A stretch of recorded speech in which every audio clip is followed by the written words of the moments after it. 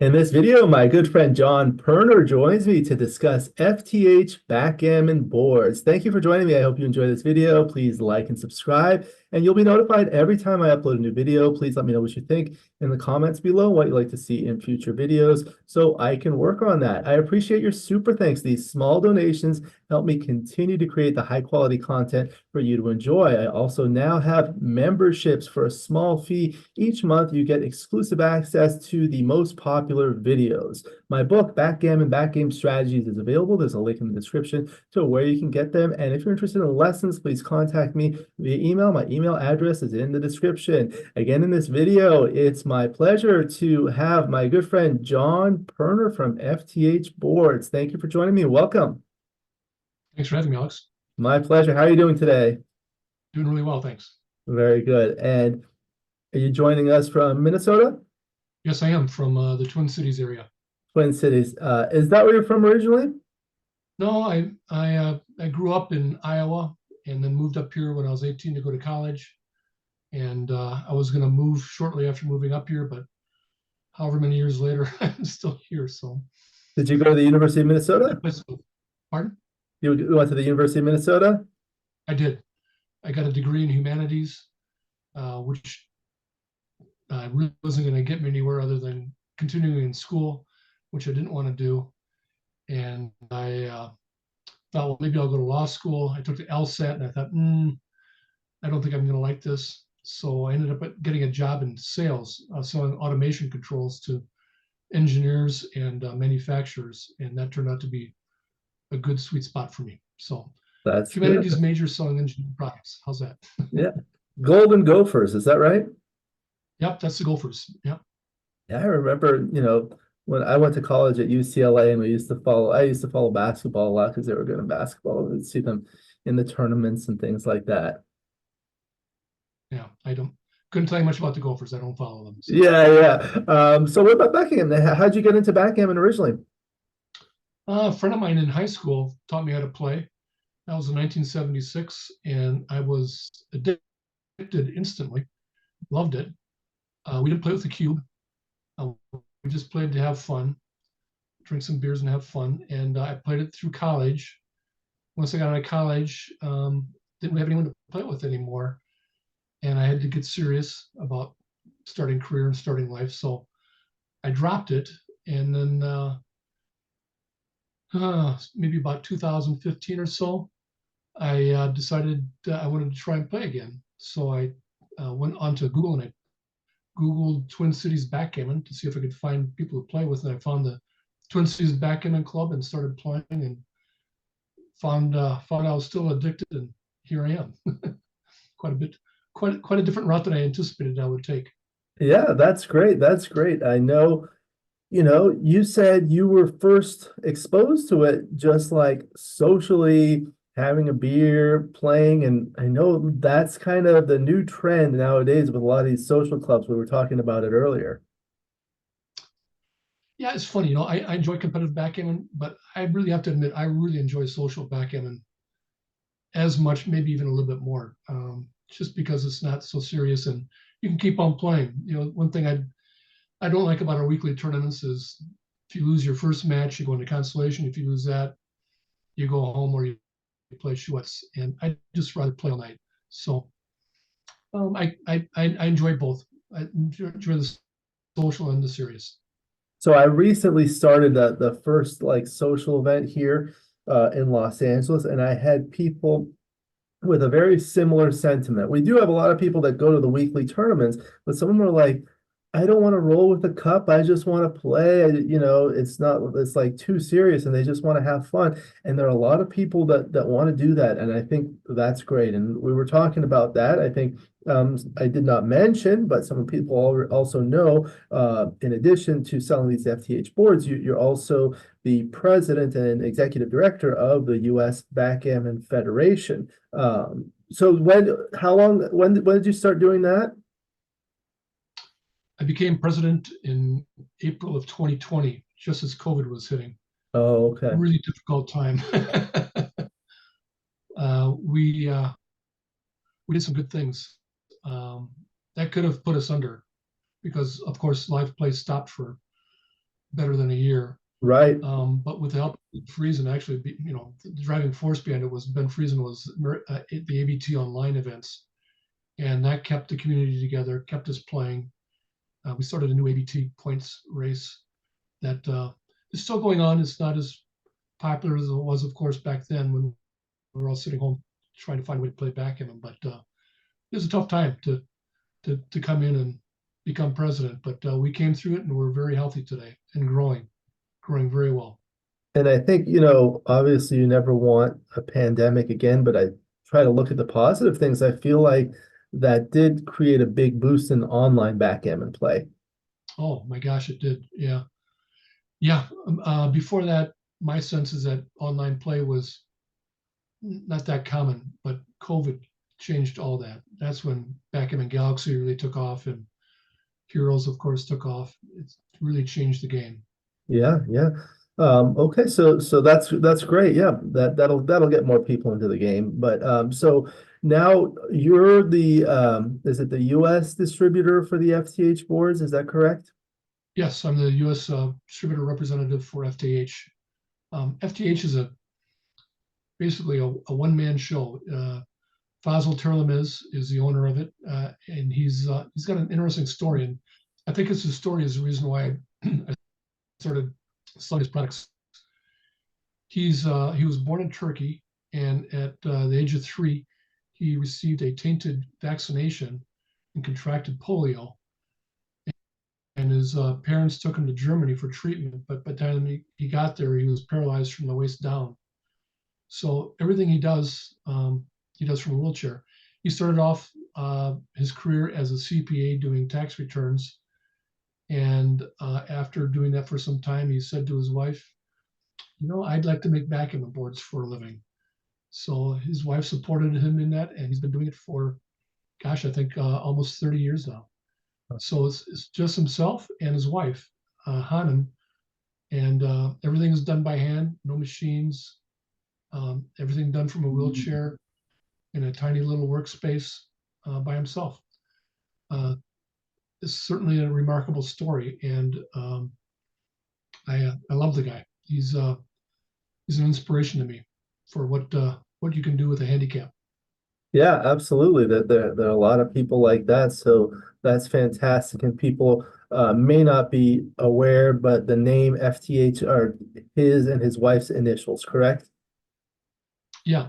So F is for Fazel, T is for Telermez, and H is for Hanan. So FTH. Yeah. Very good, very good. So when did you start selling these boards? Right about 2016, and it wasn't supposed to be anywhere near the scale it is now.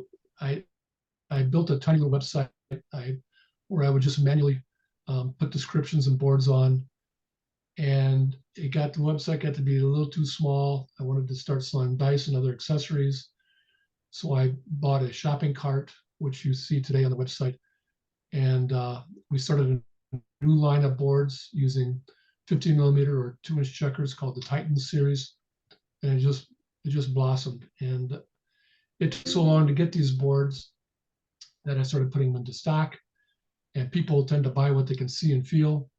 So that meant I had to have stock available for people to see and feel. It's still a struggle because the photographs on my website or any photographs you see just don't do them justice for the beauty that they are. I've been doing this for about 8 years now, 7, 8 years. And honestly, I've gone through hundreds and hundreds of boards, and it's still like my birthday every time I get a shipment and every time I open a board. It's just thrilling to open these things up and see them. They're just gorgeous. And I'm not saying that because I sell them. That's why I'm selling them, because they're such beautiful boards. And when I started with this, nobody in the U.S. really knew about them. There were a couple collectors that knew about FTH, but really they weren't well known at all. And Fazel, if he's watching this, he's going to hate me saying this, but he was basically an unknown here in the U.S. And I thought that was a shame, that these deserved to have a wider audience than what they had. And so that's how I started. Meant to go small, stay small, and has gotten to be much bigger than what I anticipated. But I think people know us here now, at least amongst the professional tournament people do. Yes, absolutely. I'll tell you, maybe one day we could do a video of like showing the boards in person because sometimes they look a little better maybe or different on video than on a photograph and it'll give people a better idea. I think that's really great. The first, I'm sure I've seen them played on, but I saw you at one of the tournaments, probably the Los Angeles tournament, where you were there and you had the boards and they're beautiful. We're going to go through them, but I'll tell you personally what I really like about them. So they're leather boards. I have a wooden board, which is nice too, but these are so much lighter and so easy to travel with. So that makes them really nice. They're really high quality. They're beautiful. We'll go through the merino wool felt is just beautiful. The checkers glide on across them very easily. The checkers are nice, just the trays. Everything about it is nice. We'll go through it, but that's just kind of like my opinion about the boards. Let's see. His attention to detail on every single aspect of the board is remarkable. There's nothing that he doesn't give the closest attention. It's remarkable, and that's why these are such marvelous boards. I mean, everything is very, very high quality and a lot of thought put into it. Yeah. Right. So. And you said we'll look at it, but there are two sizes, one based around the 45 or 44 millimeter checkers, 1 3/4, and one for the 50 millimeter 2-inch checkers. Correct. Okay. Yes. I know I've seen for the smaller size checkers, how many checkers fit across from one side to the other? Is it 11 or 12? 12. 12. 12. The standard boards fits 12. Some people find that board a little too deep for them. So we do make specials.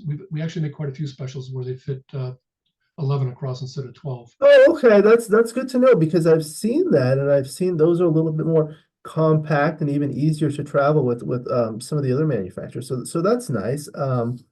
Okay, so and I've actually made some boards with 1.5-inch checkers too. I think they're still up on my website. I don't think I've sold them all yet. Oh, but we've sold some 1.5 too that are a lot easier to fit into a suitcase. okay. The bigger boards. So speaking of the website, I wanted to kind of go through that. Okay. Let's pull this up here. All right, are you able to see that?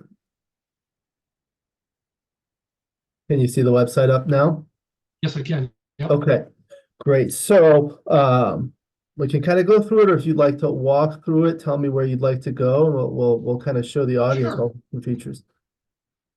So go ahead and click on in the banner up on top on the FTH 45 millimeter. Let's start there. Okay, and then just so people can see the homepage, I'll just scroll down a little bit. There's also this. Yeah, but at the top they're the different ones. So if you I sell dice, precision dice, double cubes. Okay, we'll start here. If you scroll down just I can scroll down just a little bit more.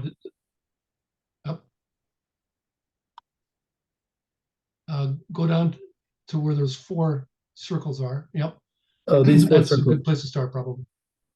Okay. Yeah. So the boards on the board on the left is what I call the tournament size. Those are with the 45 millimeter or 1 3/4 inch checkers.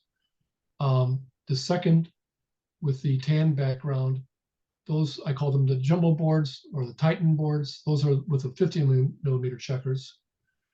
The next field, the special edition boards, they may have a different cover. They may have some decals on them.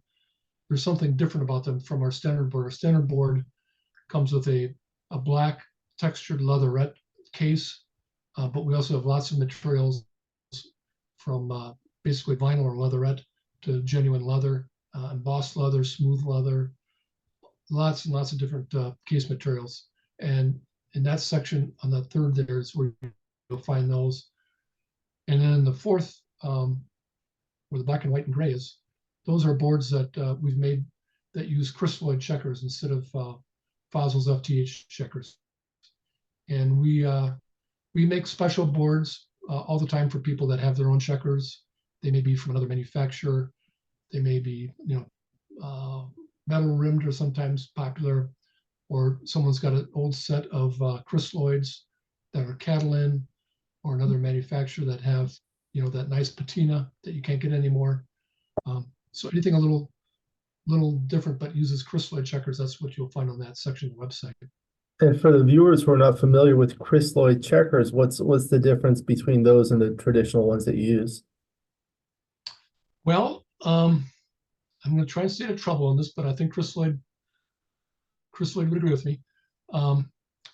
FTH checkers are meticulously manufactured.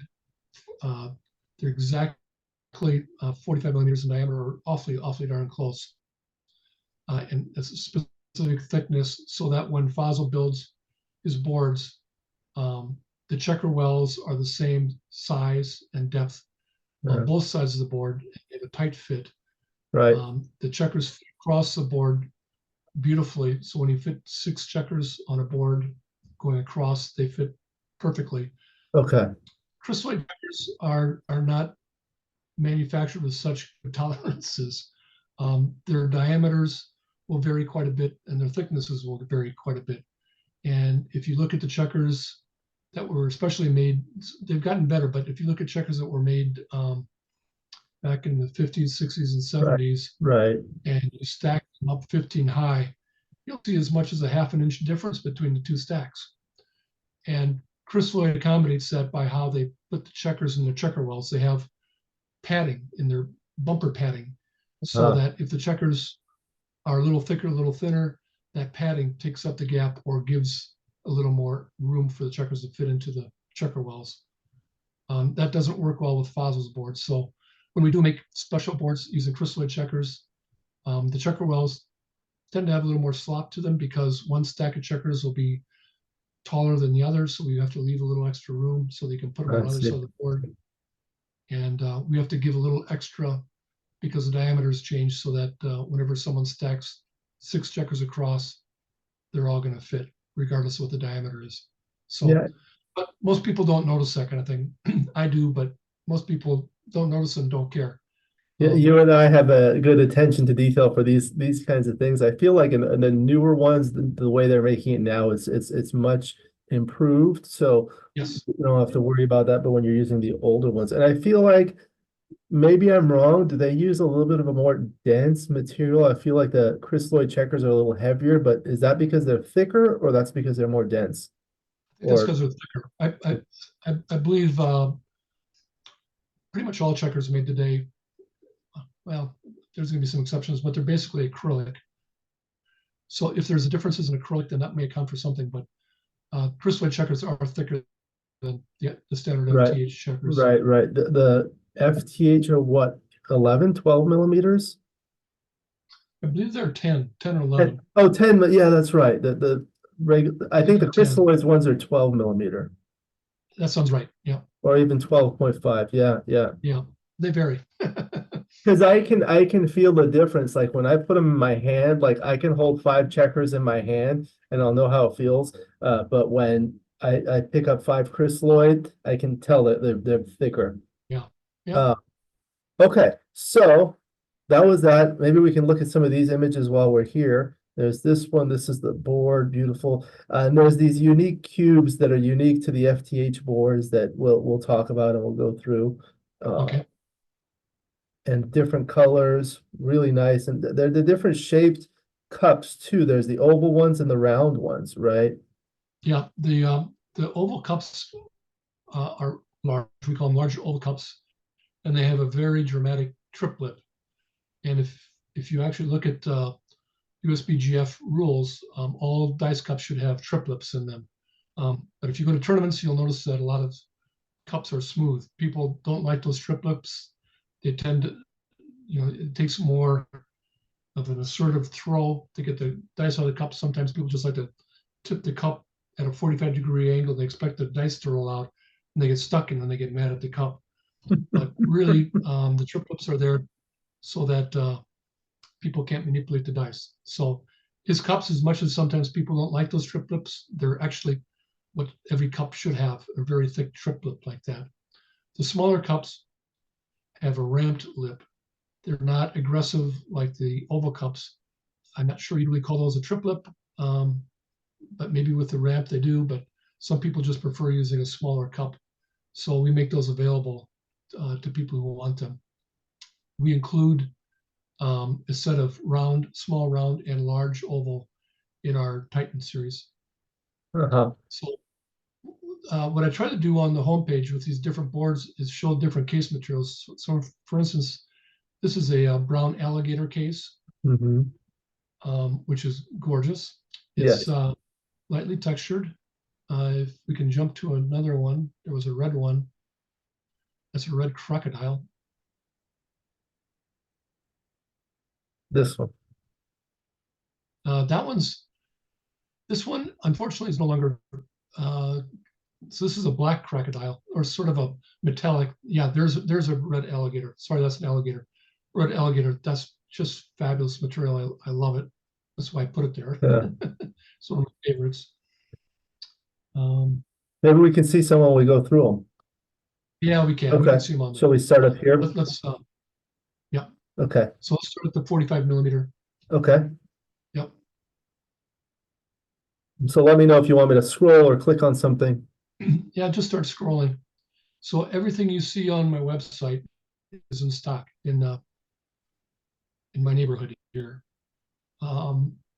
So I see there's some And that are these are like just- different price points. These are all the same size, right? But they're different price Yep. points. So you'll What is- only see one or two at that $6.99 price point. This is like a sale. Yeah, that's like an older version that I really don't try to sell those. They have a pressed velvet points instead of inlaid merino wool. Oh, I see. Okay. Yeah, so I'm kind of hesitant to even put that on the site because I really don't want people to buy it. Yeah, I know. But if someone wants a good deal on a felt surface, then there it is. Then some of these others, like the 923 price, Yeah. you'll see that there's pockets in the corners, and you can put your W cube. They're W cube pockets. So maybe I can zoom in and click on one of these and zoom in here, Sure. right?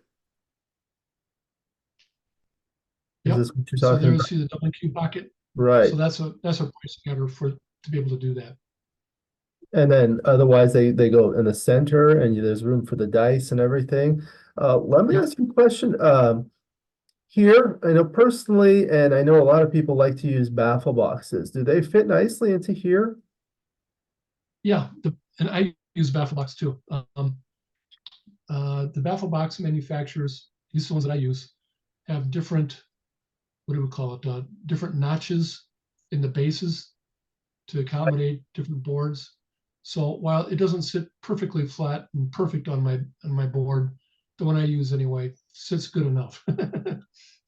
It has a bit of a tilt to it, but they work just fine. Which baffle box manufacturer do you recommend for these types of boards, if any? Oh gosh, I don't remember the name of it. There's one that I've had problems with that I liked at first. It's a cat gammon, but it has flat slats on it. And Yes, I have one of those. It's the 3-piece one, right? Yeah, and it tends to those slats tend to break, but that just depends on how well you take care of it. The thing I like about those is that they're very, very quiet. They're the quietest baffle boxes. They're very out there. quiet. And I have that generation and the older generation, which is a little bit different. The bars that go across are round, so you don't get that bounce where like you drop the dice in there and it bounces out. So it works much better. But the notches at the bottom you have to be careful. And they're nice because they're magnetic, so you can take them apart and they fit nicely in the boards. But I know like the Phil Simborg ones, they have those notches at the bottom that can be adjusted and fit nicely into various boards. Yeah, I've seen those. I haven't played with one, but yep. So those are all good. Okay. The ones, yeah. I tend to like the magnetic ones because then the hinges aren't going to break. But Right. But then you have people that are concerned about magnetic stuff. Right. Yeah, of course. Look at the quality here. Tell us about that. So you will not find a nail head or a screw, anything on his boards. The only signs of a fastener you'll see on an FTH board are these rivets on the corner protectors and on the combination locks. Otherwise, even on the handle, you can't find a screw or a nail on how Yeah. the handle attaches to the board. Um, all of these cases are custom made by Fazel. He hand wraps everything. He installs all the hardware himself. Everything's done by hand. Um, See, these are the the checkers. quality I of love hardware. the patterns. And one more thing about the case material. Yeah. It's a, we call it a leatherette. It's extremely durable. It's very difficult to scuff or scratch or tear or anything. I mean, if it gets scuffed, it seems like just a rag with a little bit of water seems to clean it all up. I've yet to see an FTH case that has any kind of scuffing on it. It's soft so that it may take an indentation if it's wrapped hard with something sharp or like a corner of a table or something. It may hold that, but beyond that, they repel dirt, clean up very easily, very, very durable and tough. Good, good. And then these are the checkers. They're really beautiful. They're gorgeous. His beige and horned rim checkers. I don't show them here. Let's jump out of here and go to another board. We can see the checkers a little bit better. Okay. I started changing how I photograph these boards. Okay. Let me know. I'll scroll down. Yep. Just like all the Go back to, variety in terms of colors. yeah, so you can scroll down and honestly, all these boards on here are just my choices for colors. And what I've discovered is not everybody likes my choices. I get special orders for things that I don't particularly like, to tell you the truth. So I try to order and put things on the website that aren't necessarily my favorite, knowing that other people do like them. So I try to have a variety on here. Now, I'll show you. I think there's one that I really like. I'll show you when we get there. Sure. I mean, I like all the colors. For me, the way I like to play on boards where the colors are not too loud, so it's not hard on the eye. Yep. And for me, I prefer when there's a lot of contrast between like the field and the points and things like that. Like this one here, it's like three different Yep. shades of blue. It's just hard for me to see that very easily, but it is Huh. beautiful. But like for something like I like is just like easier for me to see. Um, let's see. Was there one that you saw you wanted to see the checkers on? Yeah, let's keep scrolling down. Well, click on this one. Maybe we can see the checkers. Well, here's a nice one too. This one is really, really popular. The 3 shades of gray. Yeah, And that sort of speaks to your comment about you don't want the colors fighting each other. yeah. So here's a good example of what the checkers look like. Yeah, this is beautiful. And also you see the cube, right? So these are unique cubes. Yeah. So he's got a lot of different cubes. We call it a carbon cube. It's I don't know what kind of material it is, but it's sort of a hard plastic, and it's got a geometric design on it. The photograph doesn't show it off all that well, but it's a cool cube, handmade. All his cubes are handmade, by the way, nothing made by machines. Other cubes are wood with the numbers wood, like this one actually is too. But then he puts felt in around the number and between the borders. And you They're can all tell that it's an 45. FTH cube. It's the size and the shape and the appearance of it are distinctive. Yeah, they are. So this is, yeah, looks really nice. And then for me, like when I have this kind of board, the black and white is nice, but when you have like different colored checkers, it really pops and it's really easy to see. So jump back out again. Yeah, There's a board I'd like to show you. on here or the other one. Stay here. Just scroll up a little bit. It shouldn't take too long to get there.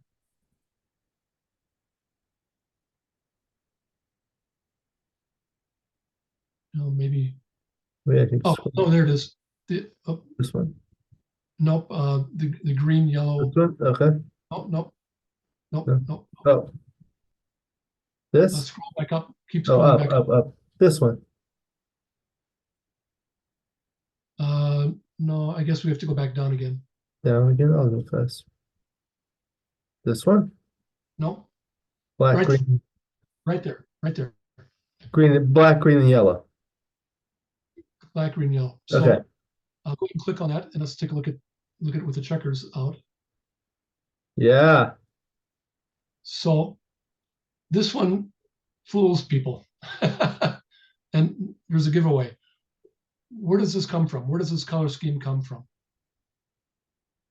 Nobody gets the answer, so don't worry, Alex. I'm not trying to put Well, you on. I see that it says Paul McGrill. Is it like a Las Vegas kind of thing or something? No, it's the book cover of Paul McGrill's book called Backgammon. Oh yeah. Yeah. Yeah, It is. yeah. That's why I Everybody had that Paul recognizes it McGrill. after I tell them that, but nobody gets it the first time. Yeah, I've I had have people the say, "Well, that's Jamaica." Well, it's actually Paul McGrill's design. book. He signed my copy of the book. Oh my gosh, Yeah. that's great. Yeah. So yeah, this is nice. This was given to me as an idea by a customer and a friend in Alaska. His name is Bob Stoller. Oh yeah, Bob Stoller. I'm sure I like to call him Smithsonian of backgammon boards. He's got to have a board that represents every major manufacturer in the world and throughout I time. I saw my friend Candace Mayron went there and she wrote a whole article. She took a picture of herself in the garage, and the garage is full of like boxes of boards, and not a single one is open. You can't see any of them. They're just like boxes. Well, that's just the garage. I've been up to visit him. That's just the garage.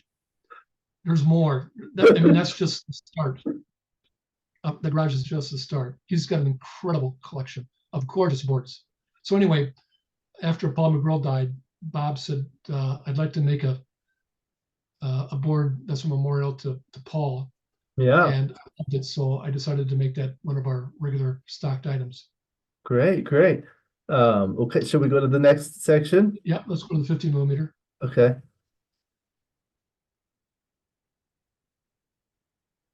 These ones are a little. So what's the difference between these other than the size of the checkers, of course? Well, go ahead and scroll down. Let's pick one to look at. Keep going down. So let's pick on one of these here. This color scheme happens to be my favorite. Like right there. This one. One above that. Not one above that. Right there. Yeah. Did I click on the right one? Yep. Okay. So yeah, I see this on all the streams. Yep. I had a special one made for my wife, and got two people fishing in a boat, a couple, and they're kissing. And so I understand they call it the love boat. I saw that one, yeah. But here's so this is a 50 millimeter. What makes it different is that all the boards, not some of them, but all of them come with the corner pockets for the doubling cubes. They come with 2 sets of dice cups. This comes with what I call the cognac case. It comes with a carry case, canvas carry case, as you can see there. Oh, this is the 2 sets of cups, right? Yep. The other ones only come with one, or normally only comes with one, right? Oh, okay. And then this also comes with 4 pairs of precision dice. Oh, okay. Most boards come with 2 pair of precision dice. So for the smaller ones, can you select the round versus oval cups? You can tell me whatever you want. Okay, that's good. I'll supply whatever you like. You sound like the opposite of my wife. It's funny. People say I'd like to order a special, or I say we can make a special, but in reality, every single board is a special. They're all made to order, all handmade, one at a time. There's no mold or a production line. So yeah, so these are all the features you were talking about. Yeah. And the handle matches the cover. Yep. And then I think there was one. This is a carry case. This is a really good idea because you're investing a lot in the board. You should have something to protect it. Yeah. So we include a carry case. Does this have like a shoulder strap, or this is just a handle here? It's just got 2 canvas straps. Okay, but you have the other ones, I remember, right? Yeah, I have custom made cases for the smaller boards, for the 45 millimeter. Yeah. And those come with a really nice heavy duty strap. I think there was one in this section that I really like. This one. Okay. Sorry, I have to stop at this one. Sure. This is the one that this is like, if I had a forever board, it would be like this. The reason is like the gray with the black and white are maximum contrast. And I like the orange checkers, and I might pick a different color that's like not the color of one of the points. And it just Yep. stands out, and you can see it so easily. I have a similar surface that I use, and I've used it in some of my live streams, and people were like, "Oh, this is so visible." I've seen like some of these with like black checkers, for example. I saw it Yep. recently on one of the streams where it was all a very similar color combination, but one of the players' checkers was black, and they put it on the bar, and then they rolled. They didn't realize the checker was on the bar, and they started playing. And it's like, oh yeah, but when you're doing like when you're in person, it's easy to see, but when you're doing a streaming and you can't see it, it's really important to maximize all the contrast. But this one is the one I really like myself. Well, you give me an idea. I recently purchased a lot of 2-inch checkers from Crisloid. I have 8 different colors. And I often get people say, well, I like this board, but I want different checkers. Or I like these checkers, I want a different board. Yeah. I can't mix and match because the boards come with the checkers. So I've been thinking about having these boards, this gray, white, and black board made, and then offering people whatever checkers they want. They can choose the checkers to the board. This is a very neutral set of colors. You can put any checkers on here and it's going to look good, I think. So Yep. maybe that speaks to what you'd like to have, or what you I'm look for. I'm not like Bob Stoller, but I have a set of checkers. Like I have maybe 20 sets of checkers, different colors. And Yeah. that's one of my favorite things to do, just like put different color checkers. And you could do that like on this board, you could use any of them. I have these the rain boards, the XG boards. Have you seen those? No, I'm not. Oh, you have not? I've got to show you because I have some FTH ones that look really nice. Uh Here, I'll pull it up for you while we're talking, but go ahead and tell us some more about these boards. Should I exit this one? Yeah. So other things that we can do special are we can make a custom nameplate. In fact, we do that all the time. Someone wants to really customize the board, or they give it as a gift. So we'll put a special nameplate inside.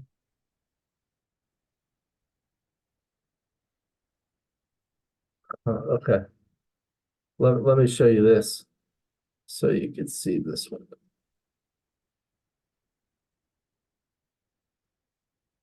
Do you see this? Yeah. Huh. So I this think is on XG. that's an XG. Yeah, so Rain is a gentleman from the Netherlands, really nice guy. He makes these boards custom, and he makes FT. He can make like any of them, and like they're beautiful. It looks just like a FTH board, doesn't it? Sure does. Yeah. I mean, I put different checkers. This cube is different. He has FTH cubes and things like that. Huh. But I enjoy playing on like I have so many of these, and I'll just play on like a different one every day. Um, but yeah, this one I liked a lot. Let's go back and see what else we have here. There's just like so many colors, right? So is there like a palette of colors that can be chosen from? Yeah. Yeah. I've got a palette of different felts that you can choose from. Is that somewhere visible on the website? Or you just No, it's not, because it okay, changes.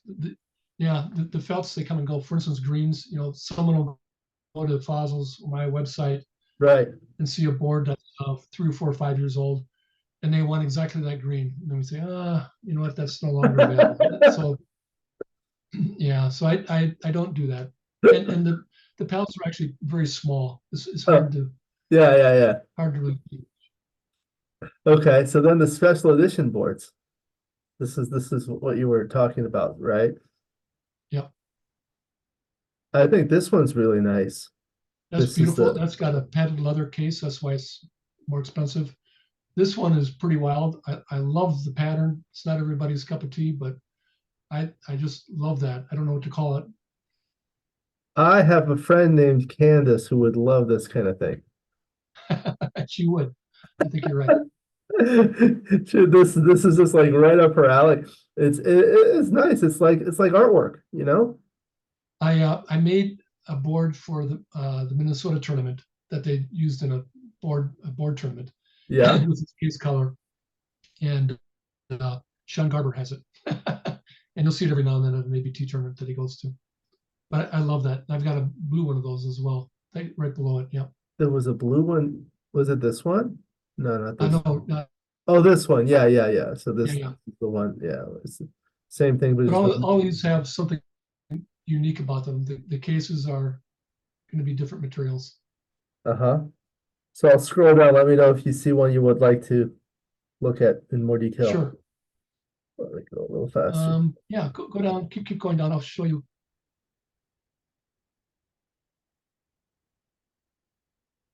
I love Oh, analysis. I have this board too, I believe on XG. Yeah, it's a beautiful board. I'll see if I could pull it up for you.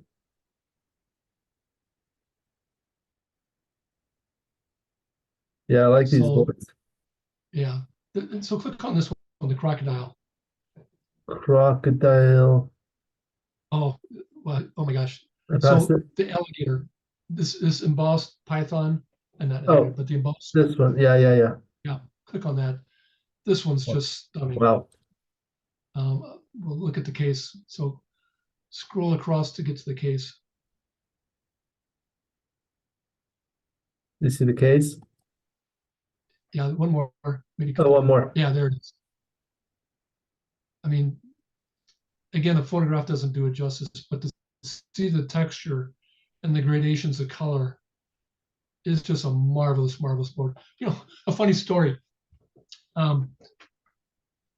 These get shipped here and they have to go through customs, and Fazel has on his shipping papers that it's fall, crocodile, ostrich, alligator, you know, whatever it is. We had one come through and it was fall ostrich, which is apparently illegal to import in the US, or maybe you have to have a special license for it. But it got hung up at customs. And I could not convince the customs people that it was fake leather, that it was vinyl. I don't know how many emails and phone calls I made telling them, no, this is vinyl. That's just well done. And they finally figured it out. But it's that real. I mean, these things are that real. Yeah, yeah. Let me show you that other one. This is you see this one? Hasn't come up yet. Oh, sorry. Let me. Uh-huh. You see that now? No. Okay, let me. Oh yeah, there we go. Yep. Except it doesn't have the stars in it. Yeah, the blue with the yeah, yeah. I'm sure he could do Yeah. that, but it's like, look at the attention to detail. He has like all of these. Yeah. Okay, so let's go back to this Beautiful. one. You know, I like looking at these. It's like for me, it's like going to an art museum and seeing all the different stuff. Well, that's what Bob Stoner's collection is like. It's like going into an art museum, and he treats them as art, which is wonderful. He treats them as art. Yeah, yeah. So those were those. Was there anything else you wanted to see on this page, or should we go to the next one? Let's go to the next one. Okay. These are the ones with Crisloid checkers. So the boards are the same, you just put different checkers, right? Yeah. So there's one I'm going to show you. So the very first one here. Yeah. I just shipped this one out 2 days ago. But if you click on it, these are the checkers. yeah, look at the checkers. Oh, there's the See, close-up. those are the old style Crisloid checkers. They don't make them like this anymore. And it looks like they're like maybe a little thicker. I think they're standard Crisloid thickness. They're 2-inch checkers, but thicker than the FTH white checkers are more of a cream. The white checkers are more of a cream, right? And the swirls are different than what you see in Crisloid today in the red. Right. Is it like the Bakelite material? No, you know, I've stopped commenting on Bakelite. Bakelite is actually pretty ugly. Some Bakelite, people love it it. is. Bakelite is really ugly. What people call Bakelite checkers on eBay and so forth, um, they're more than likely Catalan. They're certainly not Bakelite. Bakelite is dull. It's actually hazardous to your health if you ever broke it or started cutting it. Um, they stopped making Bakelite checkers back in the 40s or maybe 50s, somewhere in there, maybe even late 30s. I don't remember, but you certainly don't see them in the larger. You won't find Bakelite in larger checkers. Back then, they made much smaller backgammon boards and checkers. So what you see on eBay that's called Bakelite is in all probability actually Catalan, especially if it's red or blue or green or some beautiful color. Bakelite was black. The white would turn into a yellow patina. Um, there wasn't much choice in colors in Bakelite. Yeah, yeah, I remember that. Okay, So these are acrylic for sure. okay. Anyway, this board just sold. I have to take it off the website. The guy who bought it wanted me to keep it up a little bit so he could show his friends what he's getting. There was a board just like this, except instead of red and green, I made blue and green points, and the checkers were blue and that beautiful cream. And Bob Stoller bought it. It's my all-time favorite board, and it's sitting up in Alaska with Bob right now. So here's this last board. I believe this is a board. Go ahead and click on that. And go to the checkers.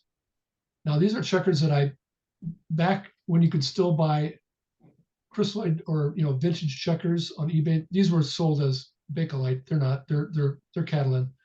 But back when you could still buy vintage checkers on eBay at an affordable price, I bought a bunch of these kind of cherry red and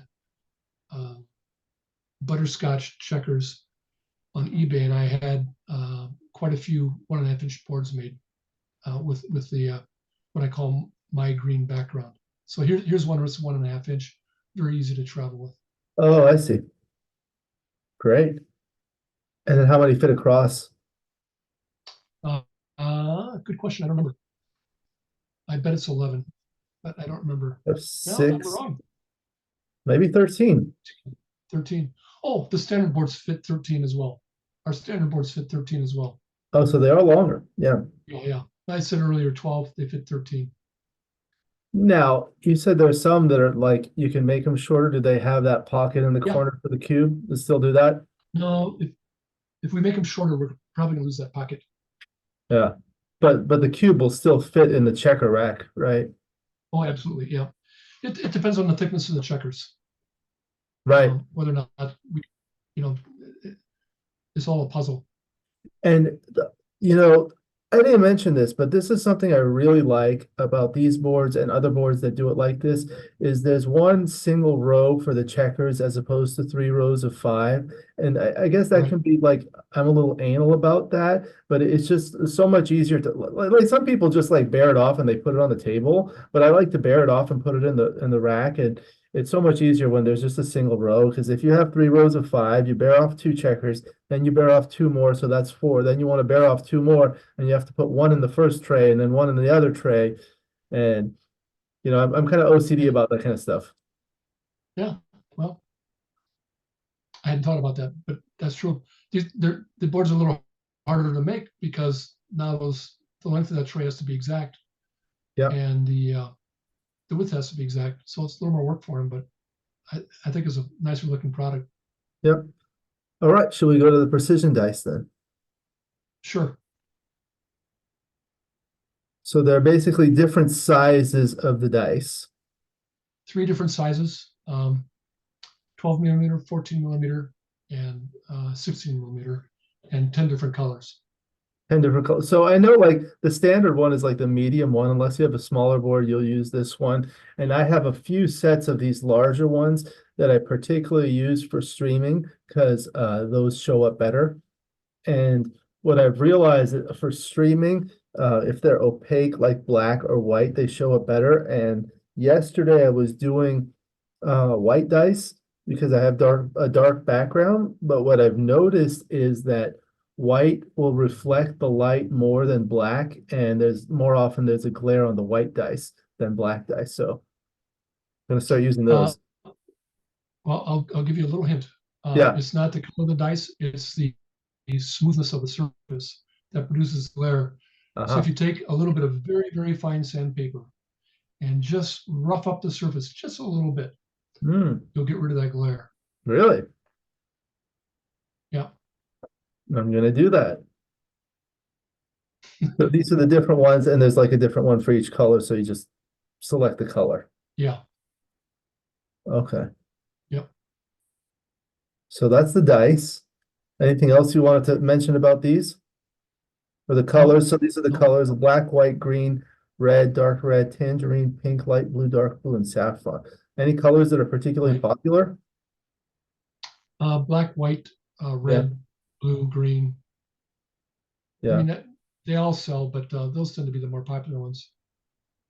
And the medium sized ones, right?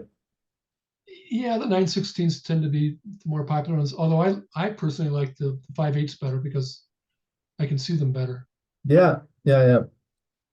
But that's a very individual choice. Some Right. people like to have the half inch aren't as popular as the other two sizes, but they Yeah. sell as well. So these And are these the are just cups. Yeah. yep. So these are just cups. Again, they've got the ovals have the strong triplet, and these Uh-huh. the round ones that we'll see at the bottom. Here. They're not small round; they're large round, and they have the aggressive triplet as well. Okay. And these just have different color interiors. Yeah, we can put whatever felts you want inside the cups. When we make a special board, I should leave it special. When we make, oftentimes Fazel will match the cups with the field color. Sometimes he'll match the cups with the points color. So Right. you'll find some cups that have one cup will be red and one will be white, just because the points are red and white. So That's nice. That's it seems nice. to be what we're doing. But Good, good. we'll make whatever you like. Yeah, yeah. That's great. Okay. And then the doubling cubes. Yep. So this is what we were talking about. Yeah, and I don't have all the dubbing cubes on the site. I've only got one style, and it's this. But we've got lots of different number styles, fonts, and different materials. So Okay. I And these just are haven't smaller covered ones everything. you can use for chouettes. Yep, exactly. Okay. And these are, yeah. And then there's a small 5/8 inch doubling cube. Oh, the ones at the bottom, right? This one. Yeah. Yeah, Yep. really small. Okay. Good, good, good. And then boards, bags, board bags, dice bags. Okay, so these are the carrying cases that you were talking about, right? Yep. Yep. So, I had these custom made for our boards. So what's unique And about these bags? they fit the 45 millimeter boards like a glove. They fit perfectly. And they're very heavy duty, really solid construction, a really solid, nice carry strap. And I think it's really important for people that are not familiar with these bags is that this is reinforced from the side. So this makes it a lot stronger. I have ones where the handles to the strap are on the top, and those kind of tend to rip off really easily. Yeah. But when it's reinforced around the sides and the edges, it just makes it really durable like And I that. also say the bottoms, as you'll see, the bottoms are squared Yeah. with the fluting. A lot of board bags won't stand up on their own. This you could sit down by itself without having to lean it against the wall or a chair. Mhm. There's extra padding at the bottom, right? Yeah, a little. I don't Something. think so. No, it's already padded to It's begin padded with. anyway. Yeah, Because that's important when you're traveling. Like people go to these tournaments and they take them on airplanes. It's just like you have to be careful. I've got one person. She actually checks her FTH board with the board bag, and she checks it, so it goes through baggage handling. Wow. I haven't had the courage to do that yet, but she's checked it many, many times, and the bag looks scuffed up, but the board's still beautiful. Hasn't Yeah, yeah, something. yeah. So Like I say, I haven't had the courage yet to do that, but if you're in a pinch, you can give it a try.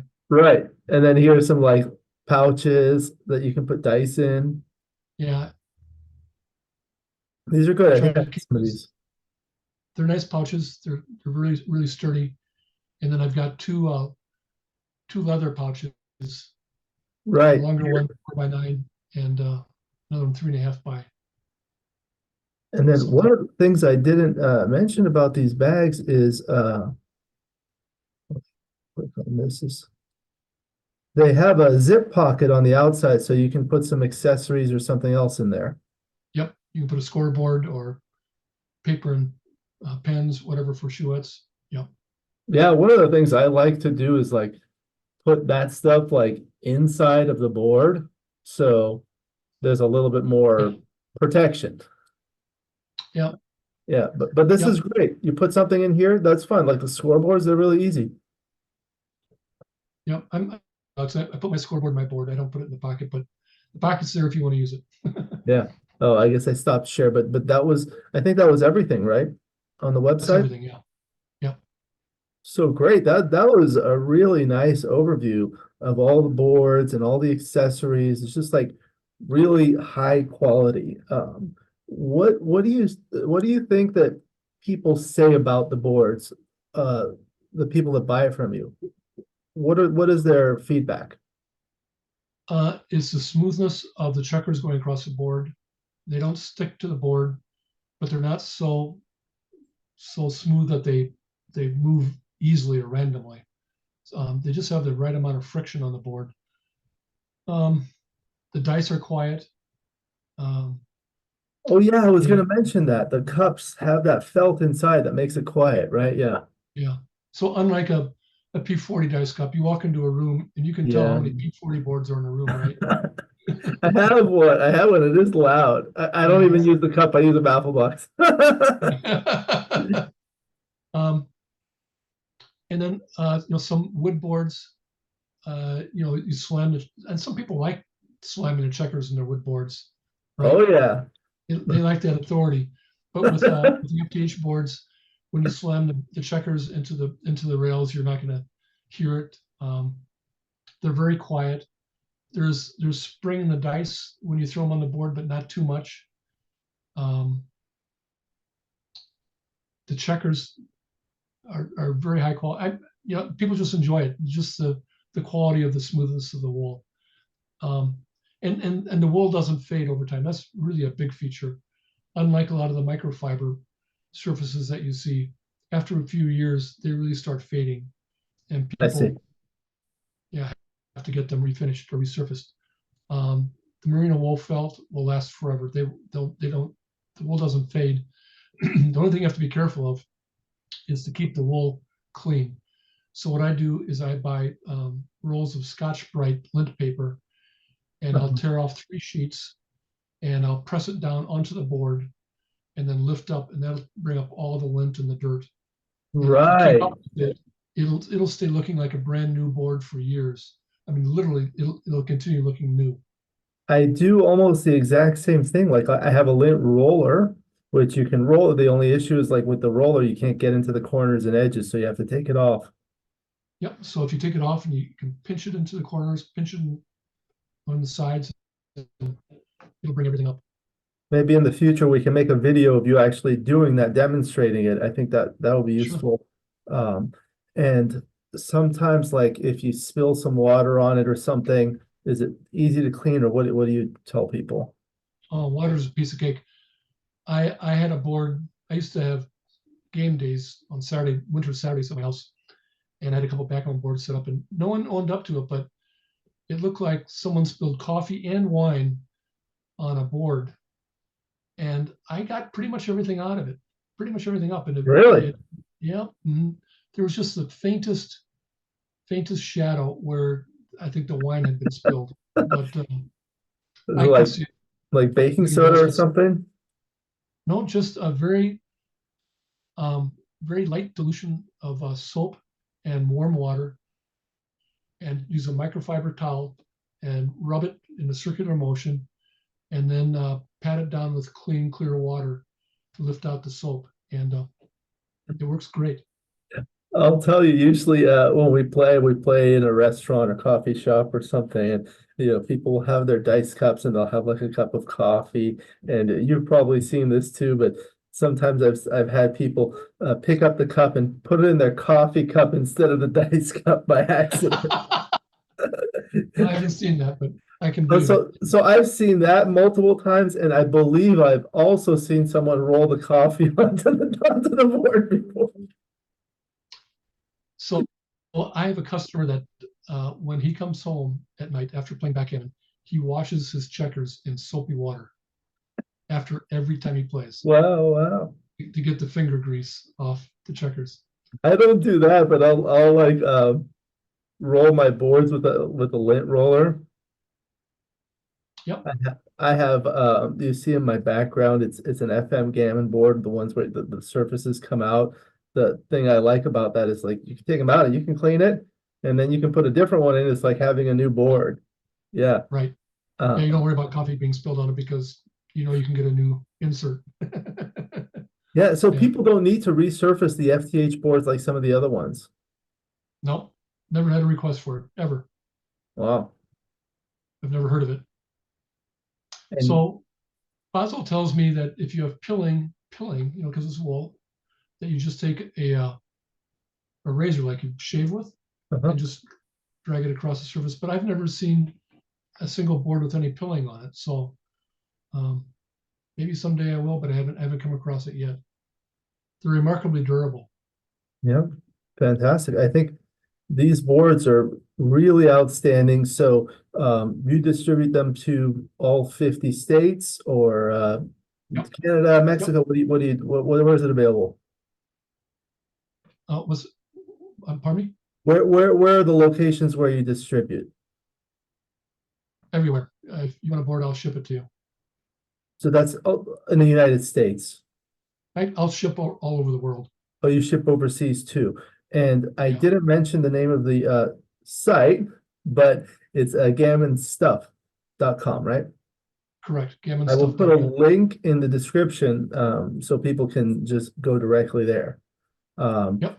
So I thought like if people are like in Germany, they just get it directly from him or from Well, his. that'd be a smart thing to do. So, for instance, last fall I had a guy from Germany order a board.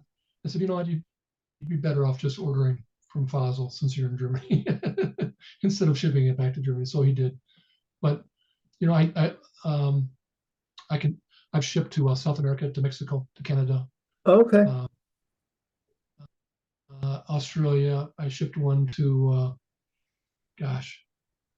someplace in Africa, a couple places in Africa, one in the Middle East. So Wow. I had a New Zealand order that just came through. And the other question I had on my list, we kind of answered is like, how do you order it? But on the website, you just click and then you order it and that's it, right? Yeah. So I have a shopping cart right now. My shopping cart, I'll warn anybody, is sometimes a little clunky. It's being redesigned right now. So hopefully in the next couple of weeks, I'll have a new one up. But if you have any problems, just give me a call, send me an email. If you're international, it won't work because I can't calculate shipping prices. I have to Right. get your destination and I'll send you a quote Right. if you are outside of the United States. But anything else, you can order right online. Yeah, the base price would be the same as just the shipping. Yep, shipping is included with the prices. Great, great. So that's fantastic. This has been a great overview of these beautiful FTH boards. I really love it. We went through a lot. Is there anything else that we missed, or do you have any other final comments before we conclude? Oh, that was very thorough. I really appreciate you taking the time to do this, Alex. That's wonderful. I think we covered everything pretty well.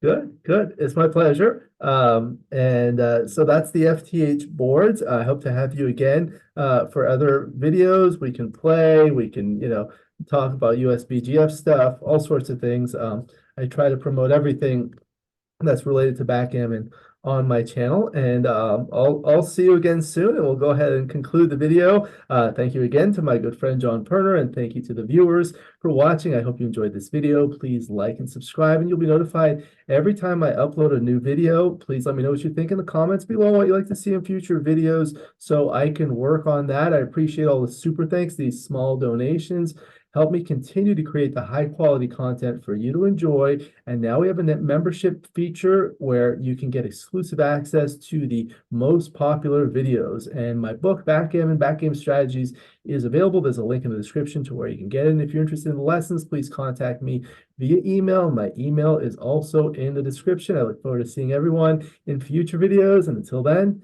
keep rolling your dice.